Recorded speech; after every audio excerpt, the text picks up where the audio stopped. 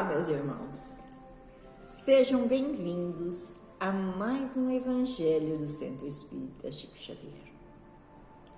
Mais uma vez, reunidos em nome de Jesus, junto à espiritualidade amiga, junto a esses nossos irmãos que estão sempre conosco, nos acompanhando as nossas trajetórias, nos dando força para seguirmos o caminho que escolhemos, porque tudo de nós são escolhas. E nesse momento nós escolhemos estar com Jesus, nosso Divino Mestre.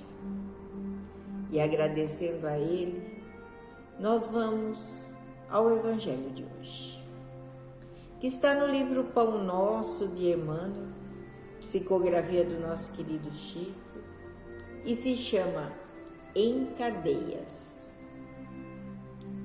E Paulo escreve na sua carta aos Efésios, no capítulo 6, versículo 20, o seguinte: pelo qual sou embaixador em cadeias, para que possa falar dele livremente, como me convém falar. Observamos nessa passagem o apóstolo dos gentios numa afirmativa que parece contraditória à primeira vista. Paulo alega a condição de emissário em cadeias e simultaneamente declara que isso ocorre para que possa servir ao Evangelho livremente quanto convinha. O grande trabalhador dirigia-se aos companheiros de Éfeso, referindo-se à sua angustiosa situação de prisioneiro das autoridades romanas. Entretanto, por isso mesmo, em vista do difícil testemunho, trazia o espírito mais livre para o serviço que lhe competia realizar. O quadro é significativo para quantos pretendem a independência econômica financeira ou demasiada liberdade no mundo a fim de exemplificarem os ensinamentos evangélicos. Há muita gente que declara aguardar os dias da abundância material e as facilidades terrestres para atenderem ao idealismo cristão. Isso, contudo, é contrassenso. O serviço de Jesus se destina a todo lugar. Paulo, entre cadeias, se sentia mais livre na pregação da verdade. Naturalmente, nem todos os discípulos estarão atravessando esses montes culminantes do testemunho. Todos, porém, sem distinção, trazem consigo as santas algemas das obrigações diárias do lar, no trabalho comum, na rotina das horas, no centro da sociedade e da família. Ninguém, portanto, tente quebrar as cadeias em que se encontra, na mentirosa suposição de que se candidatará melhor ao trabalho, ao posto nas oficinas do Cristo. Somente o dever bem cumprido nos confere acesso à legítima liberdade.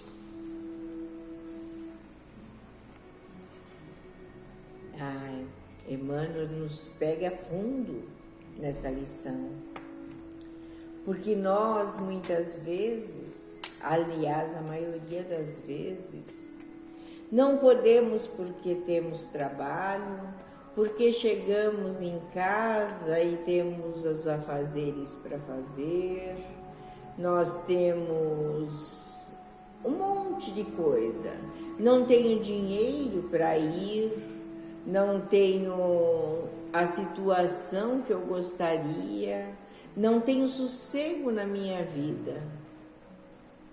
Mas quando as coisas caem em nossas vidas e nos espetam com uma dor terrível.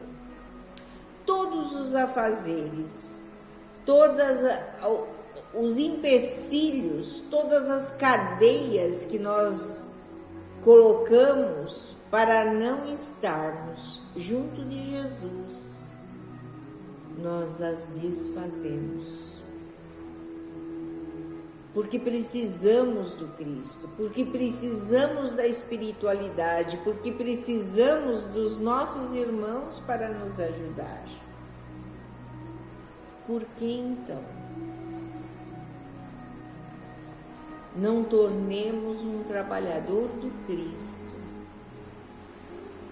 e abraçamos a nossa tarefa junto de Jesus? Não importa onde, não importa o lugar, importa é fazer com amor. Não importa as cadeias que nos prendam.